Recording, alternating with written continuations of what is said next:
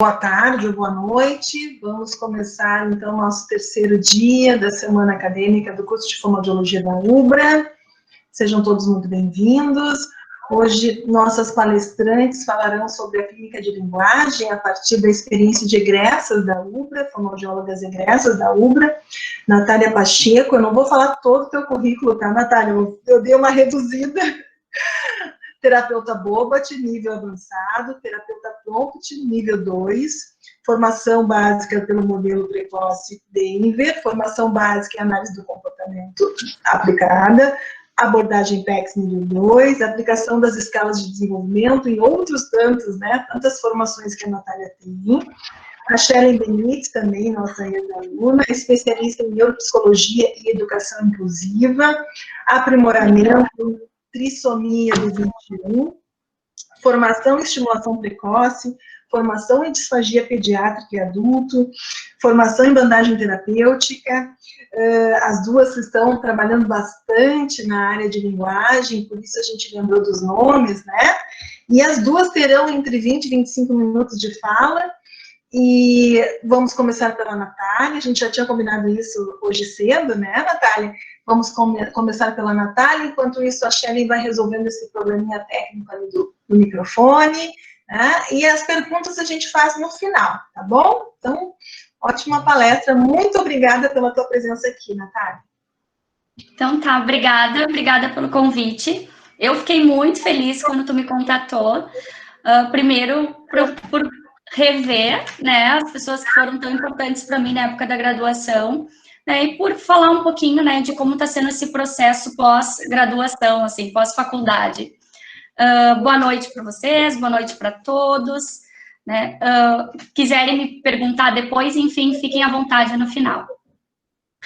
Eu vou contar um pouquinho da minha experiência, assim, da minha saída, do meu ingresso no mercado de trabalho, que eu acho que para quem está prestes a se formar é uma coisa bem importante, né? Uma expectativa que eu tive muito grande e fui muito feliz nessa saída e até hoje, né?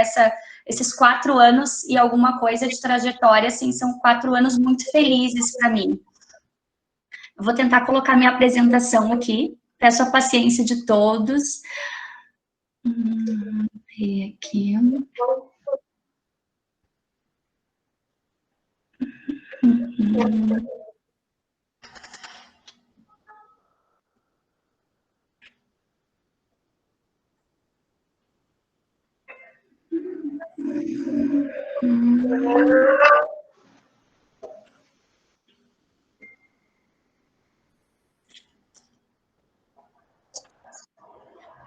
Aparece? Alguém me dá um... Sim, tá aparecendo que tu tá transmitindo, ainda não o slide, mas tu vai abrir o slide agora, né? Eu já abri, então deixa eu ver o que aconteceu. Peraí, coloquem a apresentação no slide, de repente aparece, vamos ver. Você está apresentando para todos. Deixa eu ver aqui. A gente fez um teste antes disso. Deixa eu dar certo.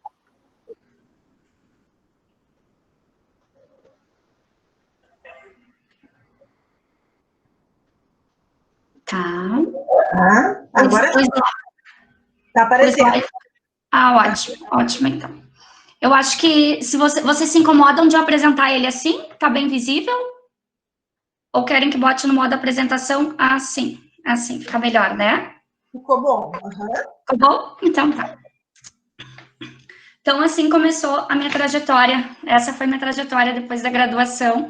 Um mês antes da formatura, eu comecei o curso Bobat Básico, que eu acho que foi o grande diferencial, assim, para mim, né? Eu até me formar, não sabia bem em que área eu ia atuar depois da faculdade. Na faculdade, a cada semestre, eu me sentia feliz e escolhia alguma coisa diferente. Entrava a cadeira de áudio, eu já pensava, isso que eu gosto. No próximo semestre entrava cadeira de hospitalar, isso que eu gosto. E eu não tinha uma definição exata de que rumo eu ia tomar, mas acreditava que o ideal era eu ter uma escolha e ter um foco. Então, um mês antes da formatura, eu comecei o curso Bobat Básico, né? E logo depois que eu me formei, eu me cadastrei em algumas home cares, enfim, liguei para algumas clínicas. E o primeiro trabalho que eu tive foi atendimento em home care, né? Foi atendimento domiciliar. E nesse atendimento domiciliar, eu assistia de criança, adulto e idoso, né? Ia da pediatria à geriatria. Assim, eu fiquei 2 meses depois da graduação. Nesse período foi bem importante para mim, porque foi quando eu entendi que alguma coisa estava errada. Porque quando eu ia atender em algumas casas, para mim era muito bom, era muito feliz, e em outros ambientes me incomodava um pouco. Aí eu consegui distinguir que a parte da geriatria realmente não era para mim, que o meu enfoque deveria ser a pediatria, que era onde eu me sentia mais à vontade e via um melhor desempenho. Então, eu continuei cursando o BOBAT, e aí eu me defini pela pediatria, entendi que era o caminho mais adequado para mim. E 2 meses depois, eu fiz uma entrevista e comecei a trabalhar numa clínica voltada à pediatria. Lá eu fiquei 4 anos e alguma coisa, e finalizei a minha carreira lá em julho desse ano. Buscando mudar um pouco o tratamento, a forma como eu conduzi o tratamento, né, baseado nas minhas experiências desses 4 anos em clínica, e também porque na clínica eu tinha um papel não só de terapeuta, como de responsável técnica. Isso me tirava um pouco o foco do tratamento em si dos meus pacientes. Lá na clínica, então, tinha um grande enfoque da neuropediatria. Com um tempo, assim, 1 ano depois, a gente começou a receber uma demanda muito grande de autismo, e então eu comecei a estudar, além da neuropediatria, algumas coisas de autismo, assim. Hoje, enfim, montei o consultório. Em agosto, comecei com o consultório, já fazem 3 meses e alguma coisa, né? Ainda não está, né, ao todo como eu gostaria, enfim, ainda tem muitas coisas para aprimorar, mas no consultório eu consegui montar um modelo de atendimento pensando nas minhas experiências, no que eu via que não dava muito certo, no que eu me sentia frustrada nos tratamentos, enfim. Comecei o consultório pensando no que eu almejava, enfim, no ideal de tratamento para as crianças. No consultório, a minha demanda é grande parte de linguagem. Hoje eu tenho 80% do consultório autismo e tenho 20% de crianças com paralisia cerebral. Eu sigo com 2 atendimentos domiciliares de crianças com paralisia cerebral. E essas 2 crianças eu atendo há 3 anos, assim. Então, é um atendimento domiciliar que eu não pretendo largar, né? Mas o meu enfoque ficou o consultório. Como que eu moldei as minhas questões lá no consultório, né? Eu recebo o contato das famílias e uma das coisas que eu via era que quando elas chegavam para avaliação, elas chegavam com muita ansiedade. E eu não conseguia dar o verdadeiro valor da avaliação para a avaliação. Eu ficava muito mais atenta à família do que à criança, porque cada vez que eu ia interagir com a criança ou fazer alguma intervenção, eu via na família uma ansiedade muito grande. E aí tinha que parar para dar atenção aos pais, enfim. Aí agora no consultório, eu começo sempre com uma entrevista com a família. Nesses 3 meses, isso tem dado muito certo. Eu recebi algumas famílias que eu já conhecia e recebi também algumas outras famílias, enfim, que vieram por algumas indicações. E antes de marcar qualquer avaliação e de ver a criança, o modelo que eu fiz é de fazer a entrevista com a família. Então, eu contar a família quer marcar a avaliação, acho que a primeira coisa que eu faço hoje é, ok, então a gente marca uma entrevista e venham sem a criança. Para eu entender com quem eu estou lidando, né? Quem é que está me procurando? Quem indicou? Se foi indicação de algum neuro? Eu recebo algumas indicações de neurologistas. Então, eu quero entender quem é essa família.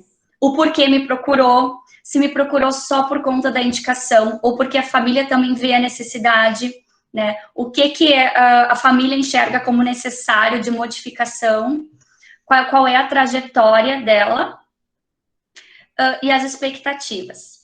Uma coisa bem legal para eu contar para vocês da trajetória é que o meu começo foi com famílias com paralisia cerebral, né? Com crianças que tinham paralisia cerebral. E essas crianças, às vezes com 10 anos, 11 anos, quando chegavam para mim, lá no primeiro ano de formada, eu tinha alguns meses em prática e eles já tinham 11 anos indo a neurologistas, indo a fono, indo a terapeuta ocupacional, indo a, enfim, ecoterapia. Então, eles tinham muito mais experiências do que eu. E aí foi que eu percebi, olha, primeira coisa, eu tenho que botar o pé no chão e entender essas experiências, para depois eu começar a realmente atuar com a criança. Isso foi, assim, uma coisa que me despertava muito, porque eles falavam alguns termos, inclusive médicos. Enfim, eles já tinham passado por cirurgias, por muitas coisas que eu ainda não tinha visto. E as expectativas, quantas expectativas, isso é uma coisa, assim, que também eu fui desenvolvendo, e tem uma escala que eu uso, né, uma forma de trabalhar, que é a escala GAS, que os objetivos são traçados muito perto do dia a dia da família. Porque também nem tudo aquilo que eu via e que eu queria tratar era o que a família julgava como necessário. Principalmente em criança com paralisia cerebral, né? Enfim, a gente recebe coisas mais variadas, inclusive do ponto de vista da linguagem, muito assim. Eu tenho criança que não verbal, que a família me pede, eu quero só que fale uma palavrinha ou outra, eu quero só que fale alguma coisinha. Ou eu tenho criança assim que não faz nenhum som, e a família diz, eu queria tanto que fizesse algum som, né, seria tão importante para mim, ou é tão importante para mim entender quando é sim ou não, ou que ele consiga escolher se ele quer ir para a sala, se ele quer ir para o quarto, até mesmo assim, eu não gostaria que usasse nada de comunicação alternativa, por exemplo. Então, essa entrevista com a família hoje foi uma coisa fundamental, assim, antes da avaliação, essa entrevista, assim, então ficou 1 hora com a família entendendo para marcar um novo encontro para avaliação. Aí a avaliação, mesmo que seja uma demanda, assim, mais de linguagem, que a criança com autismo já faça outras terapias para o comportamento, eu peço os exames, né, visão, audição, deglutição, ressonância, eletro, raio-x, né, principalmente para PC, que eu não atendo na cadeira, eu acabo atendendo em tatames, o rolo, cunha. Então, é fundamental eu entender toda a parte motor global também, até principalmente para minha atuação, assim, né, entender quais são os movimentos que a criança tem, o que eu posso ou não fazer com ela em terapia. Avaliação clínica, e aí eu tenho uma série de protocolos que eu acabo escolhendo um pouco conforme a entrevista da família, conforme o que ela me trouxe e conforme o que eu estou vendo na hora da avaliação. General Movements, que é uma avaliação para bebês, que eu uso bastante. O PROC, o ABFW, o ABF eu não uso tanto, já usei algumas vezes. ADL eu já usei algumas vezes. O checklist do modelo Denver é algo que eu uso muito, não só para avaliação, mas para embasar muitas coisas da terapia, porque decidir os objetivos terapêuticos não é algo que eu julgo tão simples, é uma coisa bastante complexa, assim, né, para a gente não esquecer de nada. A linguagem é muito ampla, então eu me baseio bastante pelo checklist do modelo Denver. E o VibMap é um curso que eu estou fazendo agora. Eu já trabalhei com ele, com supervisão, e agora eu estou fazendo o curso. É um material de linguagem também excelente. Ele me dá uma base não só para avaliação, ele me dá uma base para a terapia toda, né? As crianças que eu utilizo o VibMap, hoje eu tenho 2 pacientes com ele, trabalhando com supervisão. E ali ele dá um passo a passo para todos os objetivos de linguagem. Então, é uma das coisas bem fundamentais, assim, que eu acabo usando bastante o VibMap. Tem algumas escalas. Escala Bailey é algo que eu já fiz algumas vezes, mas não uso tanto. O MCHAT e o CARS são escalas de triagem, enfim, avaliação de triagem que eu já usei, são preenchidas pela família, eu deixo a família preenchendo durante a avaliação, e até para ter uma noção também do que a família está vendo ou não. Então, eu fiz a entrevista com os pais, fiz a avaliação, e aí eu marco um terceiro encontro para a devolutiva, antes de começar o tratamento. Nessa devolutiva, eu entrego um relatório com os dados da avaliação e com a prescrição terapêutica. A família lê o relatório, enfim, eu aguardo a leitura, os pais, enfim, aquele que for buscar o relatório. Se me fizerem alguma pergunta, aproveito para tirar dúvidas e explico um pouco como vai ser a dinâmica do trabalho. Tempo de terapia, quem fica na sala, quem não fica, né? Os pais que já estão acostumados com tratamento, que já passaram por outros profissionais, eles chegam mais tranquilos, mas as famílias que não estão tão acostumadas, elas chegam com muitas perguntas. E antes, quando eu não fazia esse esquema de entrevista, outro encontro, avaliação, outro encontro devolutiva, ocupava muito tempo da terapia em si, com a família, dando esses nortes, né? Porque aí chega um pouco perdido, um pouco assustado, às vezes com acabaram de receber o diagnóstico, então chegam um pouco assustados com o diagnóstico. Então, essa primeira etapa, hoje, eu faço muito mais com a família do que com a criança.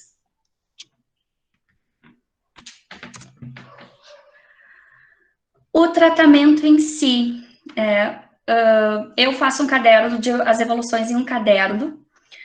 Eu vi que fica uma maneira da família acompanhar. Quando eu estou em terapia com a criança, os pais podem ler o caderno de evoluções, eles registram. Pacientes, assim, que eu mapeio palavra a palavra, como em casos de apraxia, alguns casos de autismo, que a cada palavra que a criança amplia no repertório dela, eu faço registro para que a gente consiga trabalhar e não se perder. Eu escrevo no caderno de evoluções e a família vai copiando, tira foto, enfim, faz o registro para ter essa consciência em casa também. É uma das coisas que eu via muito, trabalhava e as coisas acabam se perdendo quando a família não faz esse registro. Por mais que eu dê, né, um feedback no final da sessão, ou até acompanhe a sessão, quando não tomam nota, fica bem difícil, assim, de ver que a família está fazendo a trajetória e está acompanhando junto, né? Chega umas sessões depois, eu pergunto, e tal coisa, bom, já tinha se perdido. Então, hoje eu faço o caderno de evoluções, né? Sempre fiz as evoluções, mas antes era em prontuário eletrônico, hoje faço no caderno, de forma que a família acompanhe sempre. Faço um plano terapêutico, individual para cada criança. Esse plano eu vou modificando quase que semanal, conforme os ganhos. Peço para as famílias acompanharem, eles geralmente pedem cópia, nem sempre levam, às vezes eu vejo a cópia fica na mochila da criança um tempo e tal, né? Não é com todas as famílias que tem um acompanhamento, assim, muito de perto, mas eu faço igual, anexo no caderno de evoluções, e explico, e ali vou modificando. Hoje eu faço acompanhamento a consultas muito mais assíduo do que antes, né? Nesses 3 meses de consultório, eu já fui a algumas consultas com neuro. É bem interessante a gente ter o meu público, assim, criança com paralisia cerebral, criança com autismo, que fazem uso de medicação. Hoje eu tenho algumas crianças com autismo que fazem uso de canabidiol, por exemplo. É bem interessante a gente saber essa medicação, porque às vezes a criança muda muito, o paciente muda muito o comportamento e a gente não sabe bem o porquê. Isso acontecia muito comigo no começo. Mudava o comportamento e a família acabava esquecendo de dizer que trocou medicação, que mudou a dose. Isso, assim, tem tal influência que crianças, por exemplo, que eu já tinha conseguido ter um repertório de palavras, de uma hora para outra, chegava silencioso na terapia. Muito comum acontecer assim, já conseguia sentar, o paciente autista já estava sentando, fazendo algumas atividades em mesa, né, fazendo alguns encaixes, e aí chegava na outra sessão, em pé de novo, muita estereotipia, e quando perguntava para a mãe, mudou a medicação. Então, hoje eu já peço para ser avisada quando tem consulta, além de fazer um laudo, que eu faço um laudo muito sucinto, muito prático, vou à consulta. Isso mudou muito, assim, eu ter noção e ciência do que a criança está tomando. O acompanhamento na escola, né, agora a gente está em época de pandemia, mas alguns pacientes há 2 semanas já retornaram à escola, acho que isso é uma coisa fundamental também. As escolas de crianças com autismo sempre me procuraram muito, por conta de comportamento, por conta de comunicação, mas as escolas das crianças com paralisia cerebral, eu sempre tive que ir atrás. Isso é uma coisa que elas nunca me procuraram para saber, se estava usando alguma coisa, eu mandava os materiais, enfim. Então, o acompanhamento na escola periódico, assim, é uma das pretensões agora do consultório. E o WhatsApp, né? Em todo o período de clínica, em 4 anos e meio, eu não tinha contato com essas famílias pelo WhatsApp.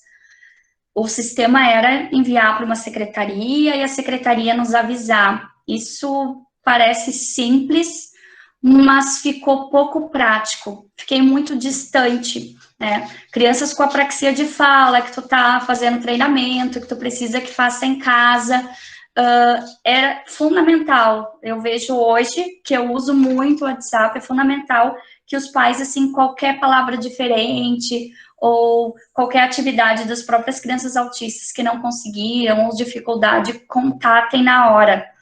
O depois acaba esquecendo, o depois acontece alguma coisa que chega no consultório apressado e não consegue falar. Eu tenho combinado com a família que eu não respondo na hora, porque, óbvio, eu estou atendendo outros pacientes, mas assim que eu puder, eu dou a resposta. Tem dado muito certo, esses feedbacks mudam muito o plano de ação, fica muito mais fluido. O plano de terapia que, há um tempo atrás, quando eu não tinha contato com a família, ele se modificava lentamente, hoje ele se modifica muito mais rápido. Hoje, de semana a semana, eu consigo colocar novos elementos. Eu tô falando super rápido, né? É que é difícil falar e olhar para o slide. Difícil falar e não ter o público. Então, se alguém quiser me dar algum feedback, por favor.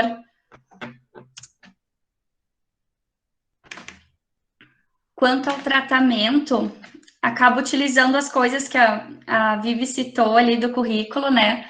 Algumas coisas fundamentais da terapia de linguagem, recursos concretos e visuais.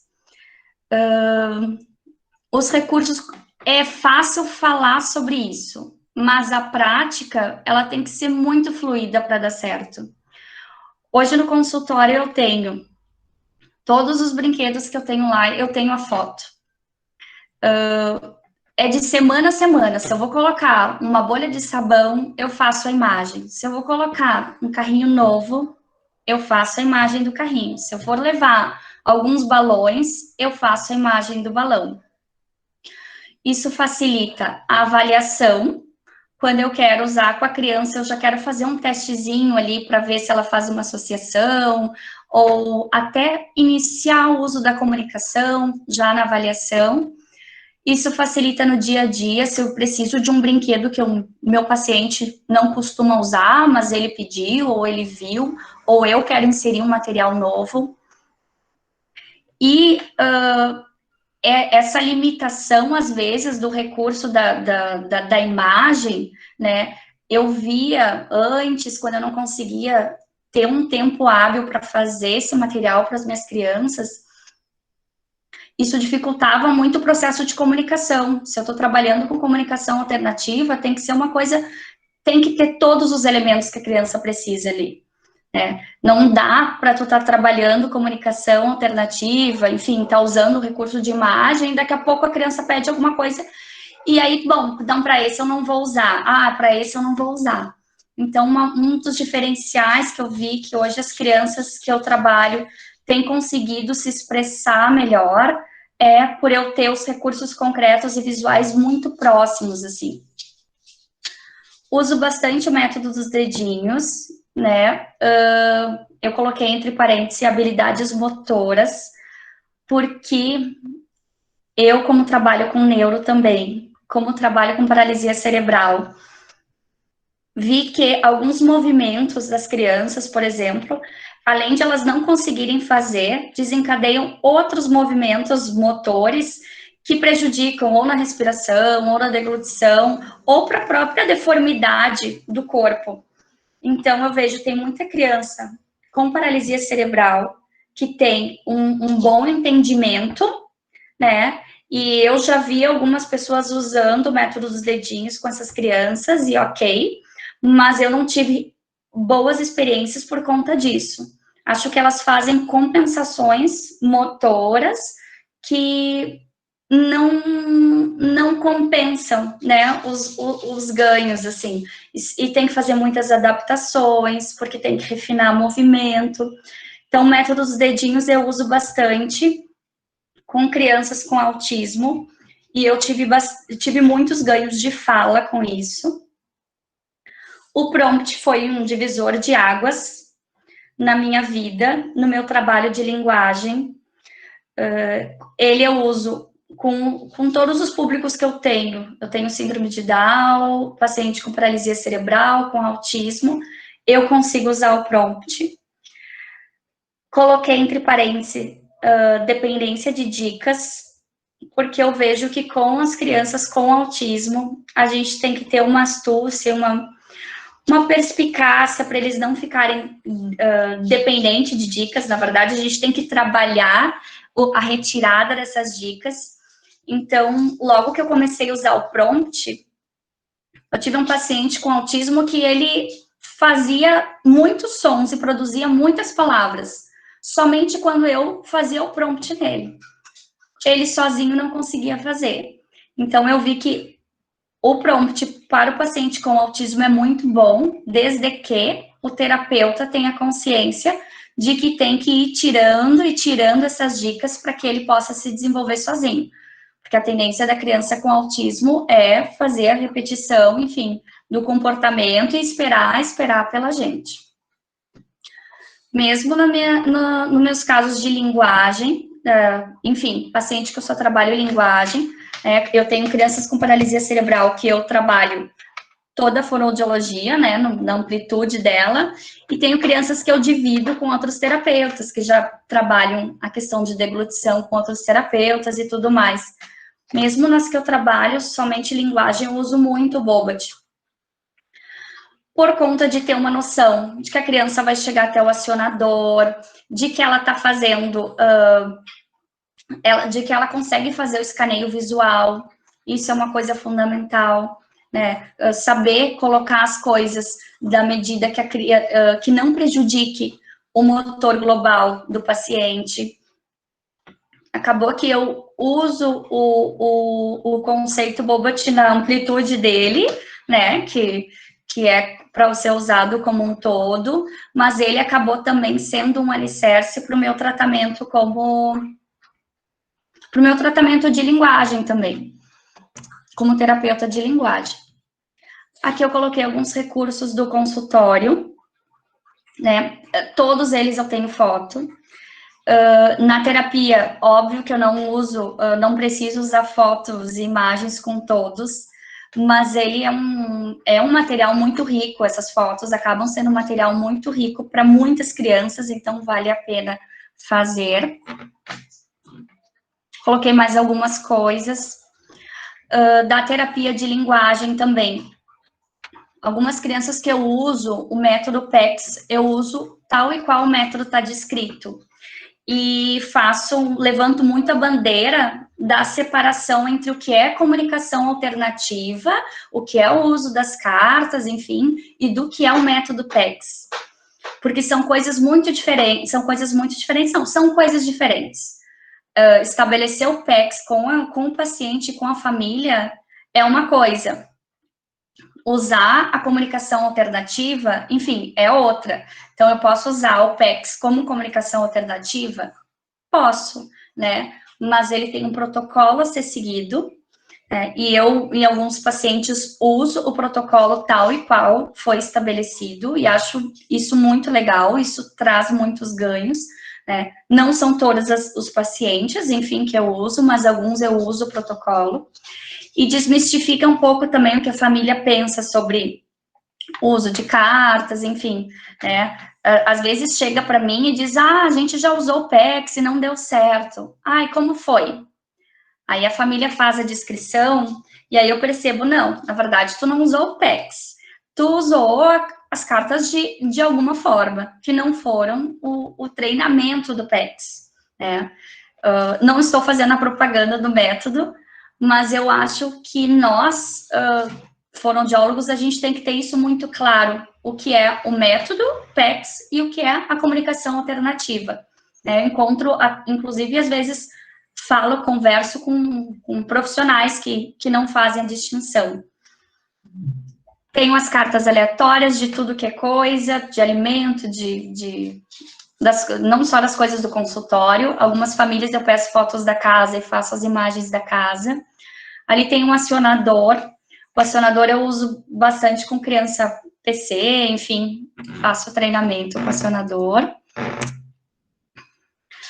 Tenho músicas, ali é a aquarela que aparece na imagem, tenho músicas, enfim, com todos os desenhos para estimular a fala, enfim, que a criança acompanhe. À medida que vai ganhando repertório, eu gosto muito, eu canto uma parte e deixo um espaço vazio e a criança vai preenchendo com as palavras que ela já aprendeu.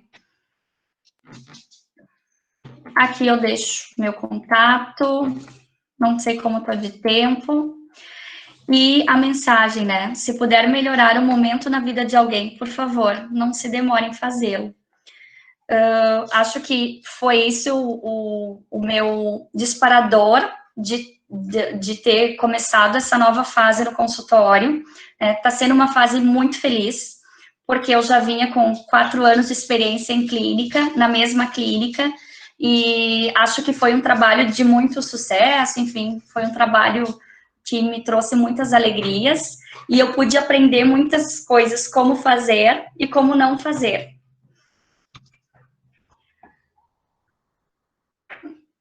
Termino, assim, a minha apresentação. Agora, eu não sei parar a apresentação, deixa eu ver.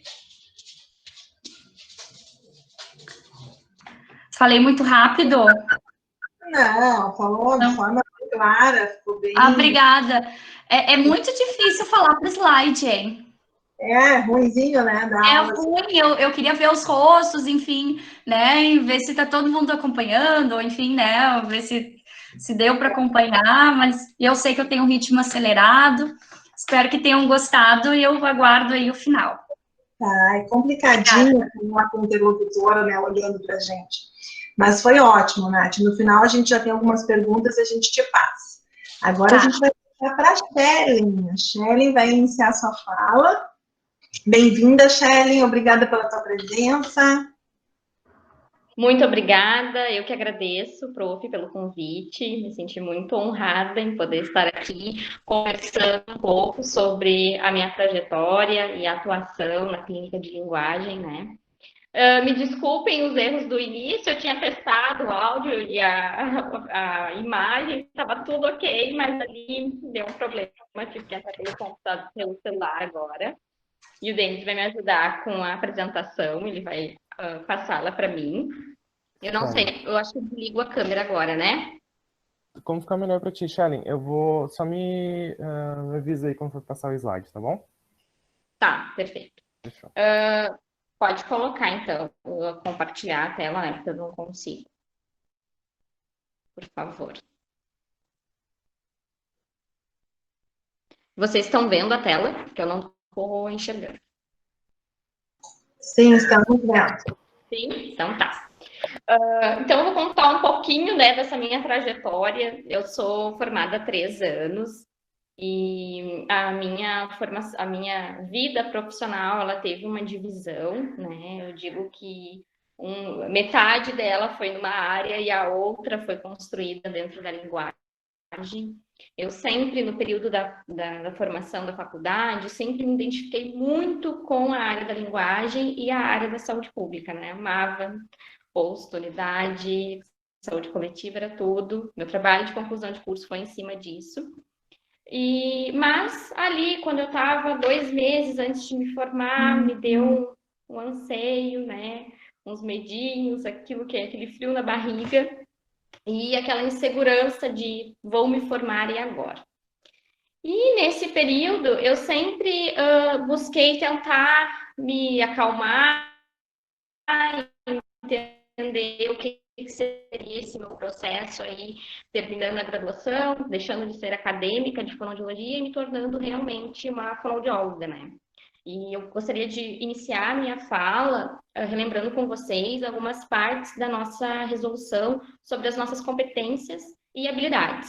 Que isso é o meu norte desde que eu me formei e é onde eu consigo encontrar uma segurança para poder atuar. Pode passar, colocar o primeiro slide para mim. Então, ali no primeiro eu coloquei, né, uma das partes ali das nossas competências, né, possuir uma formação científica generalista. Nós nos formamos generalistas. E isso é muito bom, a nossa formação na UBRA, ela é muito completa, ela é muito rica. Nós temos professores altamente capacitados para nos dar o amparo durante toda a graduação e depois dela também, esse suporte é muito importante. Então, por mais que vocês que estão aí do outro lado, que estão se formando, tenham medo, aquele friozinho na barriga, né? Vai vir novas etapas, vai vir novos pacientes, desafios diferentes, né? Mas vocês se tornaram generalistas e vocês têm um amparo de formação que vai garantir para vocês atuar em todas as áreas da fono. Claro, defendo sim a especialização, a formação específica, mas a gente sempre tem que ter isso claro dentro da nossa mente, né? Que nós estamos nos formando generalistas e que isso vai nos auxiliar em todas as áreas. Então, né, que permite dominar e integrar os conhecimentos, atitudes e informações necessárias aos vários tipos de atuação dentro da fonoaudiologia. Então, eu sempre botei isso como um marcador para eu conseguir atuar longe da universidade. Pode passar o segundo slide. Uma outra competência e habilidade que me mantém sempre, né, eu sempre marco bastante, é reconhecer a saúde como um direito, atuar de uma forma que a gente vai garantir a integralidade da assistência, entendida como um conjunto articulado e contínuo de ações e serviços preventivos e curativos, individuais e coletivos, exigidos para cada caso em todos os níveis de complexidade. Ao longo da minha atuação, eu passei por clínica, passei por uma grande empresa, passei por hospital, então nós saímos da faculdade com uma habilidade de poder atuar nesses diferentes níveis de complexidade, né? Então a gente tem que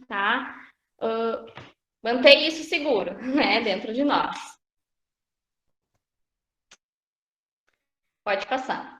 E a última habilidade ali que eu marco sempre também bastante é conquistar a autonomia pessoal e intelectual necessárias para empreender numa contínua formação profissional. Então, depois que a gente se forma, a gente tem que começar a direcionar um caminho específico, uma área específica, seguir se especializando, seguir estudando, né? Mas ir buscando aquela parte da fono que realmente nos chama, né, muito mais atenção, que a gente sente muita vontade de atuar. Voltando lá, quando eu me formei, antes um pouquinho, eu fui contratada por uma empresa para trabalhar na área da audiologia. Foi a minha primeira oportunidade de trabalho.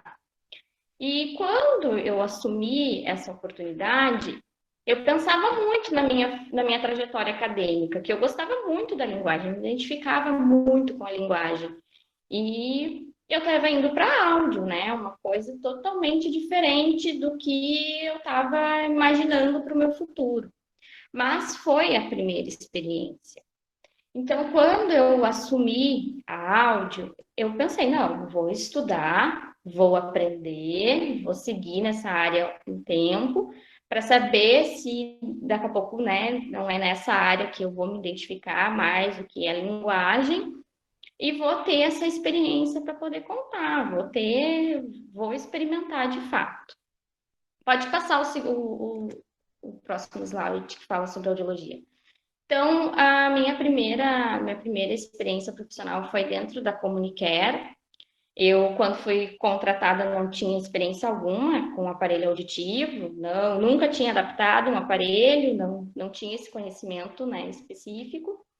E lá dentro eu aprendi muito, muito, muito mesmo em relação à área da áudio, a parte prática, a parte de exames. Não tinha mais a Marion para me socorrer, eu não tinha ela para pedir ajuda. Então, claro que no WhatsApp sempre contatava, mas ali na hora de atender o paciente mesmo, a gente tem que desenvolver aquelas outras competências, né? Tem que, de fato, tomar posse de tudo aquilo que a gente foi construindo ao longo da graduação.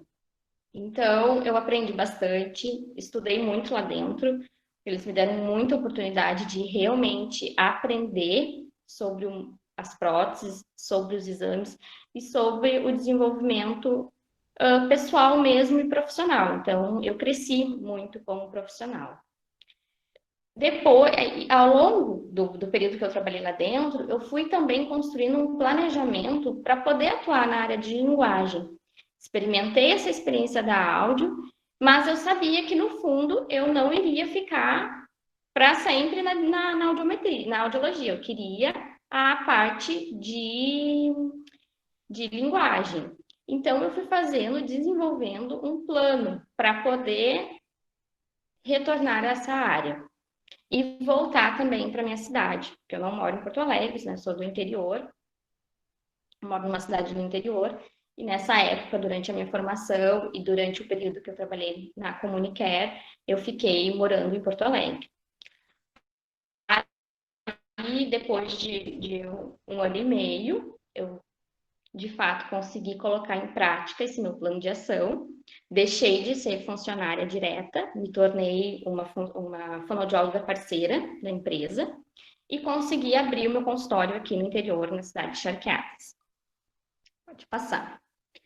Nesse consultório, eu consegui, de fato, montar o meu consultório de linguagem e atuar com aquela área que eu tanto me identifiquei ao longo da graduação, mas segui com a área da áudio, né? A área da áudio eu não deixei, ela só foi um a mais, um plus que coloquei aqui, né? Porque realmente eu aprendi, gostei, me identifiquei muito, mas eu sabia que a fonoaudiologia é mais ampla e eu não queria apenas a áudio, queria somar. Quando eu iniciei aqui no município, eu tive o meu primeiro paciente, ele foi um caso muito desafiador e ainda é, né? Ele é um menininho com síndrome de Down, ele tem apraxia de fala e seletividade alimentar. Então, esse primeiro caso foi muito norteador para o meu desenvolvimento de cursos e especialização. Então, eu fiz toda uma formação em apraxia de fala na infância, junto com supervisões associadas, isso é muito importante. Hoje em dia eu preciso muito, trabalho muito com a função de supervisão, porque a gente tem que discutir os casos do paciente, sozinho ninguém consegue fazer nada, a gente tem que ter apoio dos outros profissionais, e principalmente daqueles profissionais que estão há mais tempo atuando que nós, e têm uma formação bem mais específica. Realizei também uma formação em estimulação precoce, iniciei a pós-graduação em neuropsicologia e educação inclusiva e a formação em trissomia do 21. Então, um paciente foi, né, abrindo leque para muitas especializações, né, e formações no currículo por conta do desafio do atendimento. associado, né, quando eu voltei para o interior, eu também assumi o SUS. Então, comecei a atuar dentro do SUS, na equipe do NASF, aqui do meu município, atuando com casos de disfagia, e ali a gente pega a disfagia adulta e pediátrica. Nesse período, eu também comecei a formação em disfagia, fazendo supervisão e um estágio dentro do hospital do Instituto de Cardiologia, né, lá com a fonoaudióloga Cláudia Paz. Então, atuando lá dentro, vendo a parte dentro do hospital, vendo de fato como que é o atendimento do paciente, os vídeos de glutogramas, associando com a formação que a gente teve dentro da UBRA.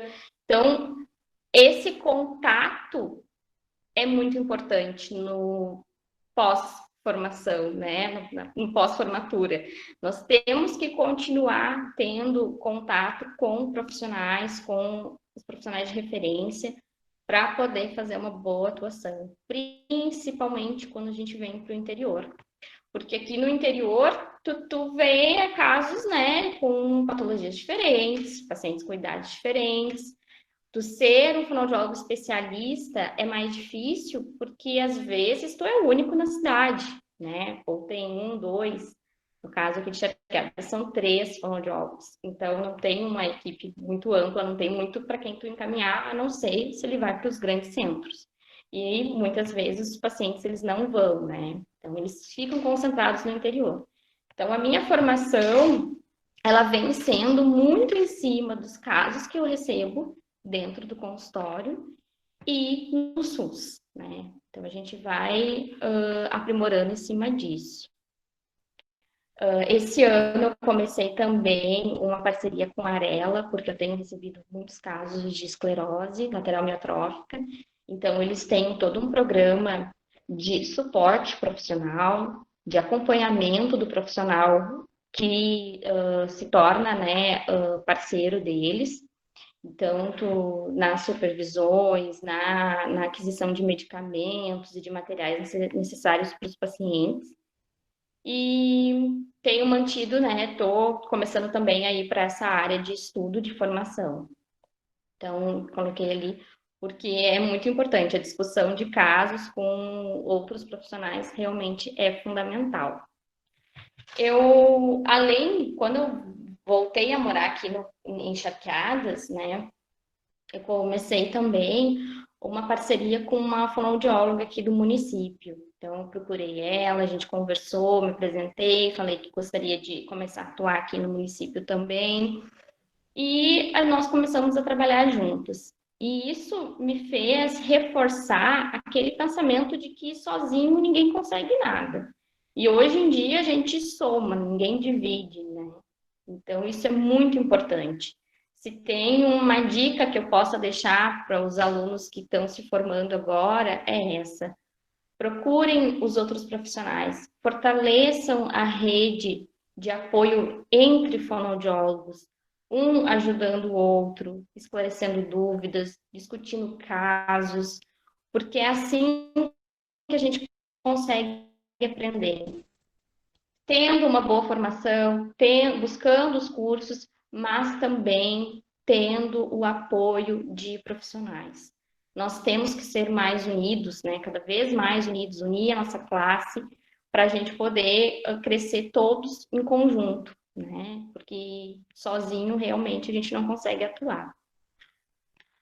Dentro do consultório, tanto no particular quanto no SUS, eu trabalho com uma equipe multidisciplinar também, que contém fisioterapeuta, nutricionista, otorrinolaringologista, neurologista, psicólogo e assistente social. Então, esses profissionais são fundamentais no caso. A maioria de todos os meus pacientes passam por todos esses profissionais para avaliação e acompanhamento. Tem essas discussões, né, da equipe, que é muito importante para o planejamento terapêutico do paciente, para o andamento da terapia.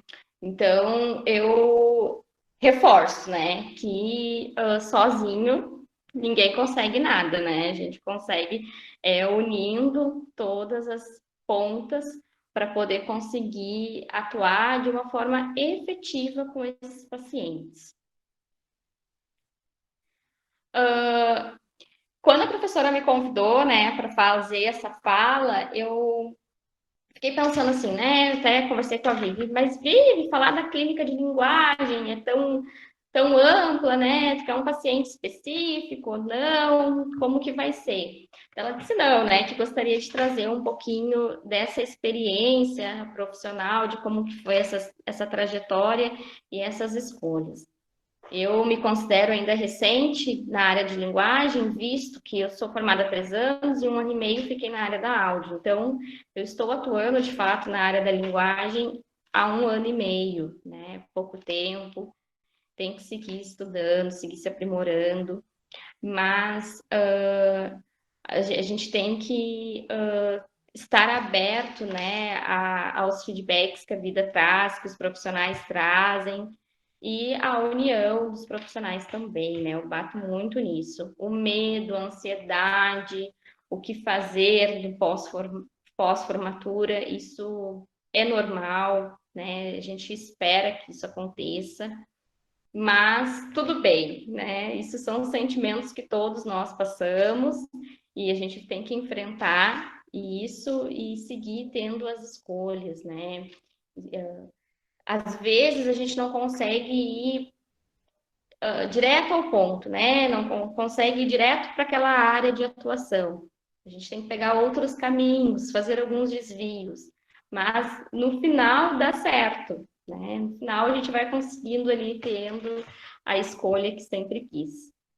Aqui na região, então, hoje eu atendo 5 cidades, né? Pacientes de 5 cidades diferentes, e criando essa rede de apoio, vai buscando esses outros profissionais, onde vem as indicações de pacientes, onde tu vai te tornando conhecido com o passar do tempo, os encaminhamentos vão surgindo. Então, tudo tem o seu tempo, né? A gente tem que ter a paciência de ir tomando as decisões, de reavaliar cada decisão que a gente vai fazer, cada decisão que vai tomar, né? E tendo a tranquilidade de que, com o passar do tempo, as coisas vão se organizando e nós vamos chegar ao objetivo. O importante é nunca deixar de estudar, de buscar o aprimoramento profissional e de ter a segurança que a gente tem uma boa base, uma boa formação para fazer uma atuação efetiva.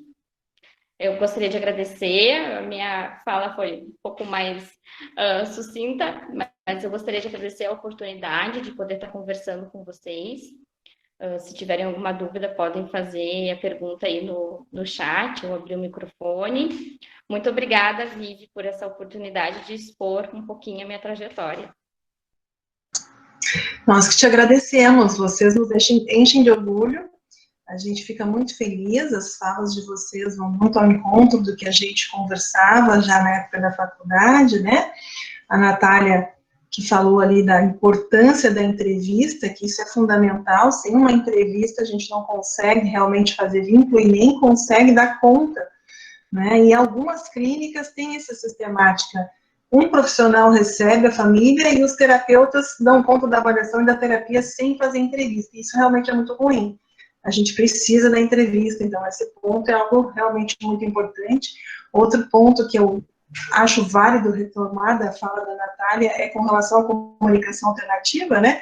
Ela é ampla, é uma abordagem que se pode usar para alcançar, né, uma possibilidade de comunicação alternativa, mas a comunicação alternativa é imensa, não é PECS, não é body, não é SNAP, né? Ela é muito maior do que um tipo de abordagem, né?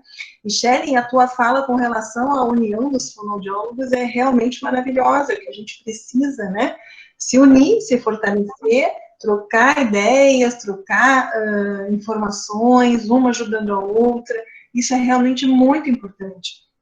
A gente não pode esquecer disso, né, e querer fazer tudo sozinho, realmente. A troca com outros profissionais, ela é muito enriquecedora. Com certeza temos perguntas, tá, Elias? Então, agora a gente vai olhar aqui, eu não sei se vão me mandar pelo WhatsApp, como é que ficou, deixa eu ver aqui. Tá no WhatsApp. Tá bom.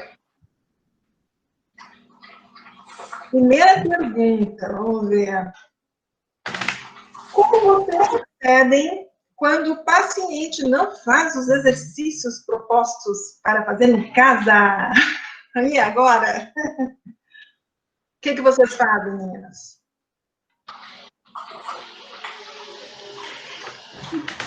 Posso? Quer que eu comece, Shelley? Ai, isso é muito, muito, muito frequente, né? Essa questão de exercícios, assim, né? Isso melhorou um pouco quando eu consegui trazer a família um pouco mais para perto. E o exercício passa a ser o que a família também quer. Por exemplo, eu não tenho um paciente com exercícios muito específicos, assim, de motricidade, disso e daquilo. Eu pego coisas um pouco mais amplas, assim. Por exemplo, escovação de dente, pegar comida sozinho, enfim, eu deixo para casa comportamentos, assim, que a família também se favorece. Então, quando eu consegui traçar esse elo com a família, isso diminuiu muito. Essa coisa assim, pede para fazer em casa e não faz. Se tu pedir para ficar na frente do espelho mandando 30 beijos, ele não vai fazer. Mas se tu combinar com a família assim, eu tô treinando que ele cumprimente as pessoas, quer ver? Olha aqui, vamos treinar que cada lugar que tu for, tu dá oi e dá uns 10 segundinhos para esperar o oi dele. Porque a família não se dá conta, às vezes, né? Ou a gente também não se dá conta de informar. Olha, ele já sabe falar oi. Se tu chegar na padaria com ele, der oi e esperar um pouquinho, vai ver que ele vai falar oi. E se ele não falar, daí tu olha para ele e faz o formato do o que ele vai lembrar. Então, quando para casa é uma coisa prática e que a família também quer, que legal, ele vai dar oi, acaba que acontece. Né? Então, essa incidência, assim, exercício, realmente, exercício, a família não vai fazer em casa, eu não sou uma fã de passar exercício em casa, abre e fecha a boca, bota a língua para fora, né? Mas eu faço uma dinâmica muito aliada ao que ela quer. Quer botar a língua para fora, treinar? Então tá, vamos treinar a escovar os dentes, e daí quando a gente estiver escovando, a gente escova a língua, porque ele vai ter que escovar os dentes e fica muito mais simples se eu consigo atrelar as atividades do dia a dia.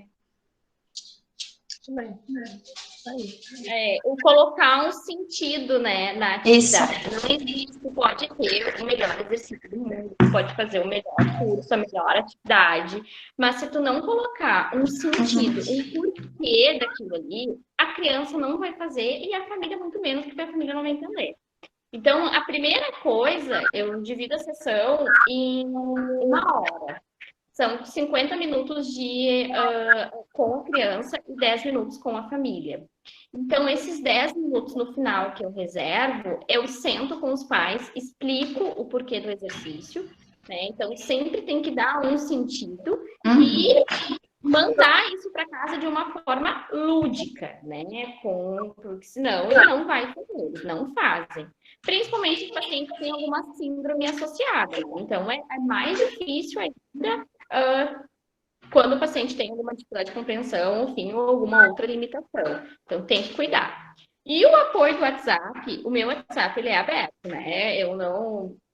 Foi número pessoal, não existe mais há muitos anos. Então, ali, tem uma estratégia. Eu sempre mando uma mensagem depois, assim, oi, fulano, pode mandar um vídeo do ciclano fazendo atividade? E aí a família manda, né? Às vezes eu nem preciso pedir, eles já me mandam, até no final de semana, o vídeo do paciente fazendo ali a atividade que foi proposta.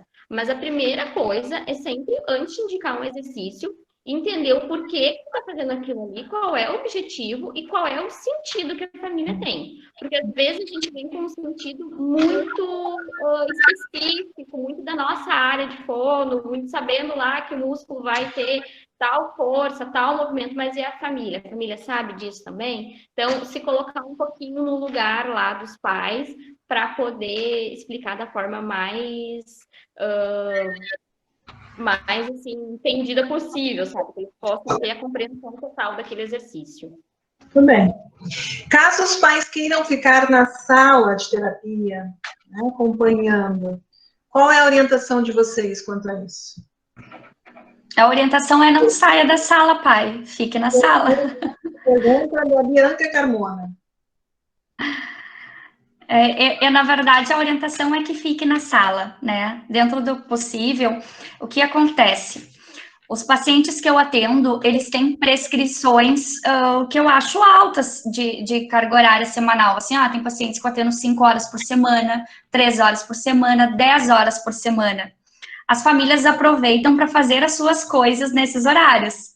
Então deixa ele na terapia, resolve uma coisa, resolve outra, né? A gente sempre prefere que fique na sala. Essa é a nossa indicação. Muitos não ficam. Eu respeito o posicionamento da família, pensando que a terapia, para muitos pacientes, vai ser uma terapia para a vida toda, né? Não vai ser uma terapia instantânea. Se eu tenho um desvio fonético, enfim, um desvio fonológico, ele vai ter uma terapia de alguns meses, né? Agora, se eu tenho uma criança com autismo moderado, ele vai ter terapia a vida toda, né? Então, um pouco de sensibilidade eu tenho nesse sentido que eu não vou fazer um milagre também, né? Enfim, e a família também tem a sua dinâmica. Tem pais que não ficam na terapia, eu gravo pedacinhos da sessão e mando. Isso eu combino com a família, né? Eu sempre divido os atendimentos em sessões com os pais e tem, principalmente no momento quando eu quero mostrar e eu quero que a família tome um posição de terapeuta do paciente. Então, eu faço um pouco fome, principalmente no tratamento, depois eu vou introduzindo a família também. A avaliação Está travando. Uma das consultas de avaliação prevista, a avaliação de você, a avaliação com a família. Então, a família tem que entrar uma sessão que é a família com o paciente e eu fico observando como que é a dinâmica dele. Shellen, está travando um pouquinho o teu áudio. Eu acho que tu fecha a tua câmera para facilitar, fica melhor o teu áudio. Deixa o teu áudio aberto, seu microfone, e fecha a tua câmera. E volta a abrir o teu microfone, que eu acho que vai funcionar melhor o teu sinal. Abre o teu microfone. Isso. Aham. Tá, deu para entender. Tá. Ok. Espera aí que eu perdi as perguntas. Ai, senhor, achei. Olha só, a Tatiana Coelho pergunta assim, como funciona este fluxo? Eu penso que é contigo, tá, Nath, essa pergunta. Como funciona esse fluxo, entrevista com a família, depois avaliação? Bem pergunta de formanda. É cobrada essa entrevista? Qual o valor da entrevista, avaliação? É cobrado, é bem cobrado, daí a gente consegue dar conta dessas coisas. Na verdade, sim, eu faço um valor para esse processo. O processo avaliativo, ele tem um valor. A avaliação não é cobrada a sessão, ele é o processo avaliativo. Tanto que a minha sessão tem duração de 1 hora e, às vezes, a avaliação, se eu tenho agenda, eu já deixo 2 horas livres, porque eu não sei quanto tempo eu vou demorar. Então, eu cobro o processo avaliativo, que é a entrevista, a avaliação e a devolutiva. E aí é um pacote que não é a sessão. Uhum. Tu também, Shellen, faz assim? Sim, eu faço um pacote também. Geralmente, eu já explico para a família, quando me perguntam, né, quantas sessões, eu explico, né, que tem incluso nesse valor. Em média, 5 sessões. Mas eu deixo aberto, porque às vezes tem pacientes que eu preciso chamar vovó, tio, todo mundo, né, para ter uma avaliação, porque a criança, ela é cuidada por outras pessoas, então a gente também tem que avaliar esse cuidador, entrevistar esse cuidador, então às vezes aumenta, vai um pouquinho mais de tempo, né? E levando em consideração que às vezes a criança vem para consulta, ela não fica, né? Ou dorme, ou não consegue, tá bem ativa, então tudo isso eu levo em consideração. Eu deixo uma média de tempo, mas pode levar mais. Tá, ótimo. Vocês cobram as idas à escola ou acompanhamentos nas consultas de neurologistas? Pergunta da Cíntia. Eu cobro. Eu cobro o valor da sessão. Na verdade, eu calculo assim, ó, pacientes que eu tenho de Porto Alegre, o consultório é de Porto Alegre, o meu consultório é em Porto Alegre, os pacientes que eu tenho de Porto Alegre, aí eu cobro o valor da sessão, se eu vejo que eu consigo ir, voltar em 1 hora, alguma coisa assim. Mas se o paciente é, por exemplo, de Guaíba, como é o caso que eu tenho, aí eu tenho que cobrar o deslocamento também. Aí eu faço a cobrança do deslocamento. O que acontece com as famílias é que se aquele paciente ele tem prescrição de 4 horas naquela semana, então ele vai ao consultório 3 e 1 hora fica pela consulta, né? Quando a família não consegue se organizar financeiramente para pagar mais um atendimento, a gente diminui dos atendimentos da semana. Até porque é uma coisa que acontece, idas ao neurologista 1 vez a cada 6 meses, um pouco mais, né? Idas à escola, a gente vai ter que ver quando voltar à escola. Mas a cobrança existe, sim. Uhum. Shelly, e tu? Eu cobro também. Eu faço, dentro da avaliação, eu incluo isso, porque o paciente, quando ele vai fazer um agendamento para mim, ele já, no telefone, a gente já faz um checklist das coisas. Então, eu já, para passar o valor da avaliação, eu já incluo uma consulta com o neuro e uma com o médico específico da criança, porque às vezes é o pediatra, é o neuro que encaminha, o otorrino, enfim, e uma visita na escola.